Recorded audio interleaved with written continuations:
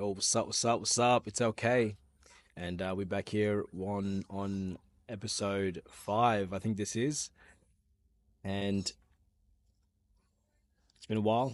It's been a few weeks. I've been posting a lot of videos, but I haven't really been talking about, I guess, the real purpose of why I started this show. And so I thought I'd just tap back into that and get it rocking again. I've been doing a lot of like fitness videos and all that sort of stuff and motivational videos, and that's been pretty fun. I guess my mind's just been focused on that for the last few weeks, but I'm keen to get back into this raw, vulnerable sort of aspect of myself. In the episode prior to that, I think I was speaking about like my early childhood days and all the rest of that, and so I think I'm gonna like progress a little bit and speak about like my high school years and all that sort of all that kind of stuff. Those years for me were, honestly, it wasn't until very recently that they became very fresh.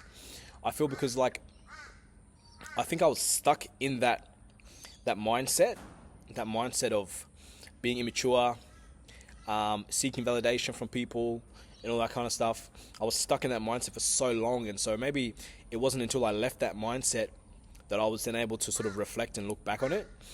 And so now I see it with a lot more clarity, and I get to see all that, like why I was doing the things I was doing, and I get to see the things I was actually doing, and it's very interesting, very interesting. Like I really advocate for introspection and reflection and hindsight, looking back on the things that we've done and trying to figure out why we've done those things and why those things took place. And I'm very big on that. I love doing that. That's why I spend a lot of my time just thinking about my past and things that I've done, you know what I mean, and breaking it down and trying to figure out exactly why those things took place. And so yeah, I look back now and like, so going from year 7 primary school years into high school, for me in particular, because I was someone who obviously I didn't have my father around, and growing up I always looked for that father figure, and I found that obviously in the kids that were the older kids that we grew up with. And so continuing that sort of that frame of mind and going into high school, so for me it was big because all of my friends from primary school went to one school and I had to go to another school. And so going to another school by myself, it was a whole new set of people that I had to deal with, whole new set of people that I had to try and impress, essentially, all right? And it was very interesting because leaving my friends, because being with my old friends, these were the people I had to impress. These are the people I tried to impress. These were the people who I sought validation from. And so going into this new high school, a whole new set of beliefs that all these people now harbored, that I was trying to live up to and trying to yeah, live up to, I guess. And so there was a whole new set of beliefs that I began to adopt, and whether be it negative, positive, empowering, disempowering, nonetheless, there were all these new beliefs that I had to adopt and try to live by, right? And so it was definitely interesting. I think the first year of high school was pretty cruisy. Like I was still just doing my thing, you know what I mean? It wasn't until the second year that after the first year, I began to form those bonds with these new people, that they began to have influence on me, all right? And I think it was year 9. Year 9 was, I remember it very vividly. I remember year 9 cross country day, and that was the first time I ever smoked weed. And for me, that was, I guess, the beginning. That was a pivotal moment in my life, because prior to that, I was always a sport guy. I was a sports guy, and an incident in my sports in primary school that just hit me in the core and like forced me to sort of give up on athletics and that. And so it was an incident where I lost a race, and like that was something I did not know how to handle. I lost a race and did not know how to handle that, and that one hit me. And so the next year I went to high school, and year 8 I lost again, and from then on I sort of just gave up. And so the following year, year 9 now, cross country day, I'm like, nah, fuck that. We're not going to cross country. Let's do something else.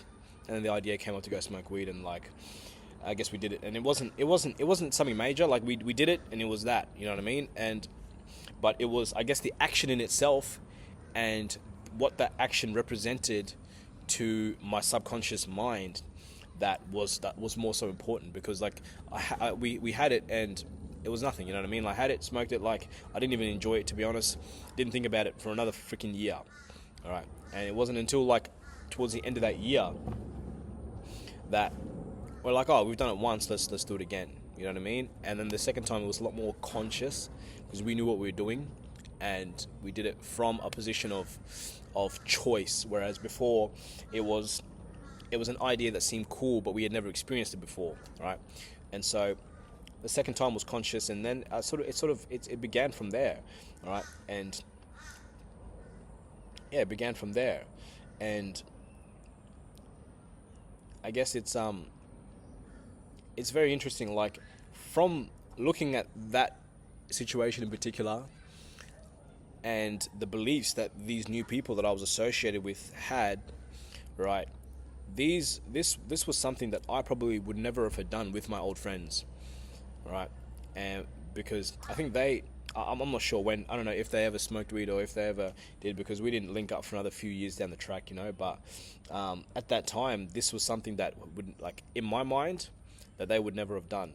And so because I was with this new set of people, who had these new set of beliefs, then I had to live up to that. And so I had to live up to that. And so it felt like if things had gone different, and if I was with my old friends, I don't think I would have gone down that path. The path would have been very different, but nonetheless, it is what it is. And so for the next few years, like, so year 8, year 9 is when I started smoking weed. Year 10, that increased, and I had to move schools, and I went to this new school, and by then I was smoking weed a lot more frequently, and using drugs a lot more frequently. Initially it was just smoking weed, like, those first few years. And so like, it was I went to a new school, my use increased, and and my will to learn, my will to improve myself, my will to improve myself in sports had damn near diminished. I was playing football at the time. That was the one thing that was my escape. Apart from using drugs, football, soccer was my escape, and that was the one thing that I felt that I could never ever abandon. That was my thing. Like, at the time, I thought that football was the thing that I was brought on this earth to do. That was the one thing that, like, no matter how I was feeling, emotionally, psychologically, wherever I was physically, all the rest of it, when I was on the pitch with the ball, everything vanished. Everything in my mind, everything externally vanished, and it was just me and the ball, and that was my relationship with football. I loved it to the core, and I still do, you know. But yeah, so that was the only thing that I wanted to excel in, outside of honestly, outside of everything else. That was the one thing I had to that I wanted to excel in, football. And so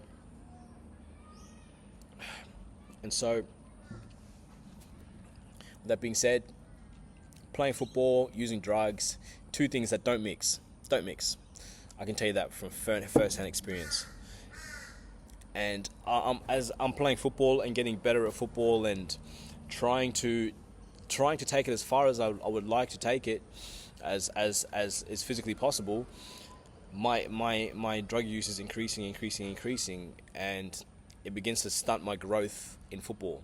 And I sort of hit a wall where, and so by this time my drug use has increased, and I've, like, started experimenting with other drugs and all the rest of it, and that began to hinder my progress in football. And so it got to a point where, like, I was playing and I was trying as hard as I could, but because my body was so depleted, my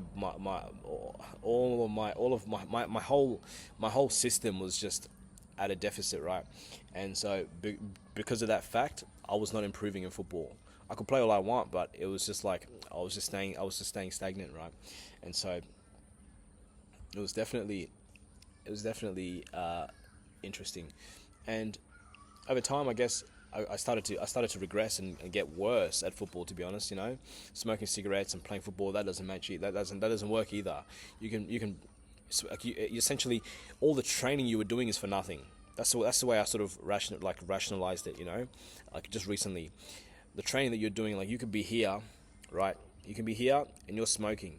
If you're training, you increase a little bit, but then smoking brings you back down, and so you're always at that spot. You know what I mean? Unless I don't know, like unless your output and your training is outdoing your smoking, then you may increase a little bit. But overall, I think that smoking cigarettes and all the rest of it, like it just hinders your progress by all means, especially when it comes to sports. And so yeah, shit just wasn't going. Life was just not lifing at that time, and it was very very interesting. And I guess on the side, I linked up with my old friends again, and like we were just running amok, I suppose, and I guess all of the foundations that were built from my childhood, from the music we were listening to, the things we were doing as kids, the things that we would see other people do, the things that the kids that were older than us taught us, all of that began to manifest itself, and like all of that was like, it was like bubbling beneath the surface, and it came to a point where we started to express ourselves in within those beliefs and within those ideologies that we harbored. And so, but yeah, and at that point, it was because we were maturing and becoming men, we were a lot more aggressive about it, and a lot more, we wouldn't try hide it towards the world, and it was very dangerous, very dangerous. There's a lot of things that happened that I look back on and I'm just like, man, that's crazy. I won't go into it right now. I think there will be a time where I can probably go into a little bit more, but like looking back, those years were filled with chasing attention, seeking attention from friends, from females, from this person, from that person. It's filled with escaping, trying to escape my reality in football, and also through football, and also through using using recreational drugs and all the rest of it. And yeah, those years were very tumultuous, but I feel like they were very essential as well, because I feel like it is not without doing something, you do not know that you do not want to do it. I believe that. And if I hadn't have gone through that, I would not know now that I don't want to do that, right? And so I guess I had to go through that. And for me, I'm a very slow learner, and I have to make mistakes once, twice, thrice before I realize that, yeah, maybe that's not for me, right? And so, especially back then, like now I can learn a little bit faster, but back then I had to make mistakes, man. I made hundreds of mistakes, and like I repeated the same mistakes hundreds of times, right? And it was I was that dude. Like I was the kid that parents didn't want their children hanging out with because they knew who I was and what I'd get up to. You know what I mean? And although like some of the times it wasn't even me that would initiate shit, it was some of their kids that would initiate shit. Like I was the one that always get caught, and so I was the one that looked like the bad kid. And so yeah, like it was very, very interesting, very, very interesting times. Looking back, I guess it was essential and was integral in laying the foundations for who I would then become, for who I am now, which I am grateful for. And I guess it's all relative, right? It's all relative, and like I don't believe in things happening for no reason. All of those things were most definitely essential and most definitely integral. And I think that people should spend more time looking back on their life and reflecting on the choices that they made, and trying to figure out how those choices came about in the first place. What beliefs did you hold at that time that led to you acting in that fashion? What beliefs, what values if you even knew what your values were. You know what I mean? See, I didn't know what values were until I read a book on one of Tony Robbins' books, and it talks about values in there. I didn't know what values were. I didn't know what I valued. Yeah, you know what I mean. And when I looked back on my life, I guess I valued like that camaraderie. I valued escapism, essentially. I valued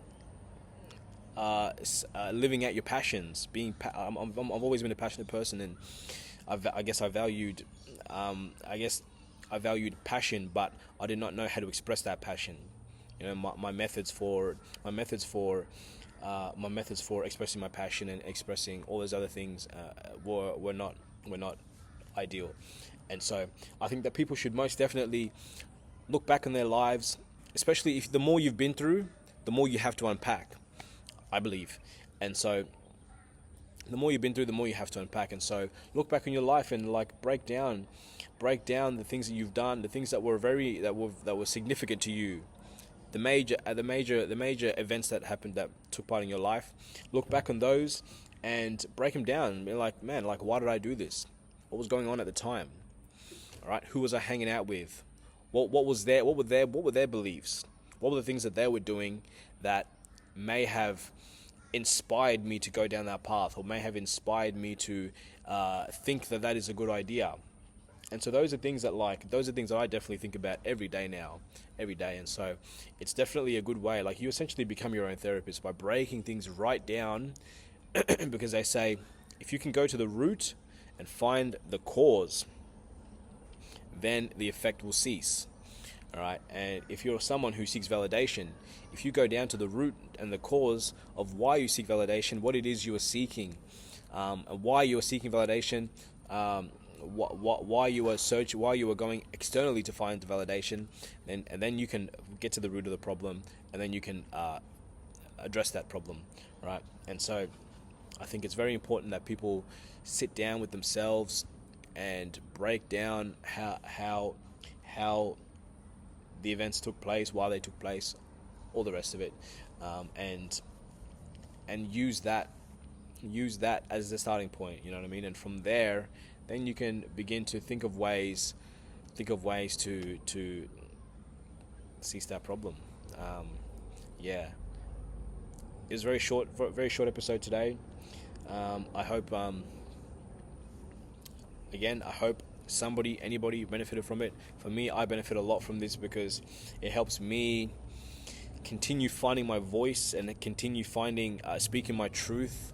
Be it, if anyone's listening, cool. If not, cool. You know what I mean? Like, this is my way of sort of expressing myself and being true to myself. And so I enjoy doing this.